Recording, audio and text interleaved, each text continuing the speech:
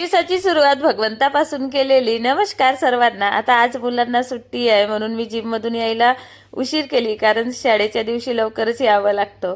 आता घरी आल्यानंतर छान फ्रेश झाली आणि रव्याचा उपमा बनवायला घेतली, पण माझ्या मुलांना उपमा काही पाहिजे नव्हता, मॅगी पाहिजे होती. म्हणून सर्वांसाठी इकडे नाश्त्याला मी मॅगी केली आणि मॅगीचा नाश्ता करून घेतलो. आता शॉपमध्ये जायचं होता, बाहेरचे काही कामं होते आणि आज आम्हाला थोडं लवकर जायचं होतं.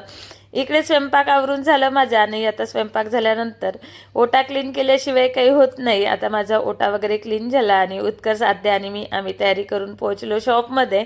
आता सर्वात आधी मी आद्याला इकडे तिचा पूर्ण अभ्यास घालून दिली. म्हटलं तू मी दिलेलं पूर्ण सॉल्व करून ठेव, मी माझे जे बाहेरचे काम आहेत ते आटपवून येते. आता आज मार्केट होतं, मार्केट करून आली आणि मग इकडे साहेबसुद्धा थकून आले होते. म्हटलं सर्वात आधी मस्त भजे बनवते मी, कांदा भजे. गरम गरम भजे खा म्हणजे तुम्हाला छान बरं वाटेल. आणि एका बाजूला ठेवली चहा. आता यांनी भज्यांचा नाश्ता केला आणि मी सुद्धा चहा घेतली आणि लागली डायरेक्ट मी माझ्या स्वयंपाकाला. आता शॉपमध्ये जाते वेळी डाळ भिजत घालून ठेवली होती, कारण म्हटलं रात्रीला वड्याचा पाणी बनव आणि पुरणपोळी बनव.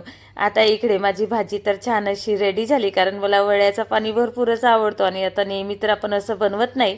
इकडे डाळ लावली होती मी कुकरला आणि माझा पुरणसुद्धा छान रेडी झाला. याच्यामध्ये तूप घातली आणि तुपामध्ये छान पुरण इकडे मी भाजून घेतली. आता बनवायची होती पुरणपोळी. इकडे कणिक छान मस्त मळून घेतली सॉफ्ट सॉफ्ट होईपर्यंत आणि मग मस्त अशा हाताने थापून मी पुऱ्या रेडी केल्या.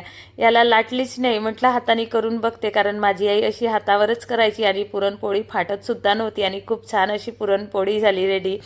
आणि मग छान माझ्या एवढ्या पुरणपोळ्या छान असत्या, मस्त फुगून गेल्या. बाय सर्वांना, भेटू नेक्स्ट ब्लॉगमध्ये. व्हिडिओ